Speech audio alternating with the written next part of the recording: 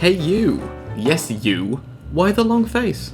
You know what you need? A good old-fashioned crying session. Nothing wrong with indulging in some self-pity every now and then. Why not stare out the window when it's raining, or just listen to an overplayed sad song, and then just go to town? But if you really want to get those waterworks going, I recommend you play To the Moon, a Freebird Games production that came out way back in 2011, but they did port it to the Switch recently early this year, so let's just pretend I'm being relevant or topical, or funny, or interesting. We could do this all day. Now before I get into why I love the game, which I most certainly do, I am going to go over some negatives.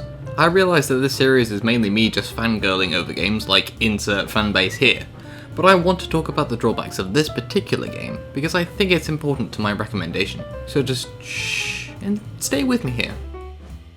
Most of the criticism comes from the gameplay itself, which is almost non-existent, with it being mostly wrapped up in baby's first sliding tile puzzles and walking simulator-esque exploring. The PC version of the game is also not very well optimised, with some frame rate jugs, and the controls are pretty wonky overall. I realise that this may sound like a deal breaker to some people, but that's okay, because the people who were able to move past some dodgy game design will find a beautiful story and score that will make up for all of this and then some.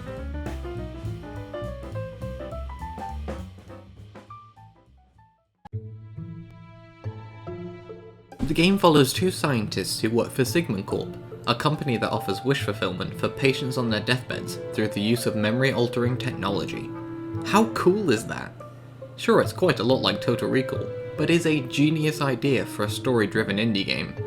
We follow Dr. Eva Rosalind and Dr. Neil Watts as they are tasked with fulfilling Johnny Wiles's wish to go to the moon. Although, strangely, he doesn't know why he wants to go. As you backtrack through Johnny's memories, you learn more and more about his life. His regrets, his secrets, and his anxieties are all laid bare, and it's wonderfully emotional. I very much don't wish to spoil any more of the plot, because it's the absolute strongest part of this game, taking you on an emotional roller coaster. Some moments are heartwarming, others gut-wrenching, but all of them are handled really well, and are given enough room to breathe, so you aren't just moving from one tragic or comedic moment to the next. I've seen some reviews that mention how our two main characters are another weak link in the game, as they make too many sarcastic remarks and silly references to make the story really impactful. But personally, I really liked them.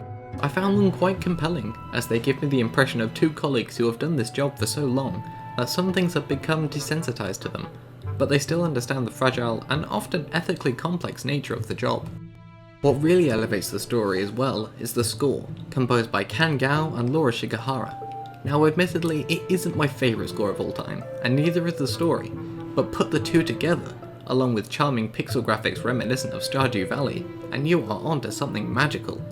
Laura Shigehara's wonderful voice and the deceptively simple composition give such a poignancy and depth to the really emotional moments, all of which added together will be sure to leave you a messy emotional puddle for the rest of the afternoon, perpetually insisting that you have something in your eye.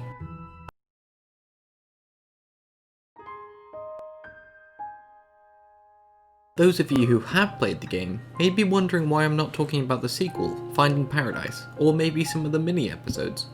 The sequel certainly continues the theme set out by the first, with an emotional story-driven game with a great score, and even has slightly improved gameplay and puzzles. Despite this, I personally didn't find the story as interesting or as moving as its predecessors. Our two leading scientists' antics were also more off-putting than in To the Moon, and I began to understand the criticism thrown at them previously. This being said, I still really enjoyed the game, and the strengths I've talked about for To the Moon still hold true. I did at least feel something in the cold, dead rock I call my heart. The story in To the Moon just spoke to me more personally, I suppose. In conclusion, if you're looking for a wonderfully well-crafted, emotional story, told with an understated beautiful score, and you can forgive a few iffy design choices, you cannot go far wrong with To the Moon, or Finding Paradise for that matter. Upon researching the game, and the developers for this episode, I discovered that a new installment called Imposter Factory should be released towards the end of this year, so you bet I'll be preparing my tissues and big tub of ice cream ready for its arrival. I would ask you to like and subscribe to end the episode, but that's kinda lame. Instead, I'm going to leave you with this wonderful score for just a moment. If you're interested, the score and games are both on sale on Steam right now. I truly wish I could play them again for the first time. and relive just a fraction of those emotions. Take care, guys. See you soon.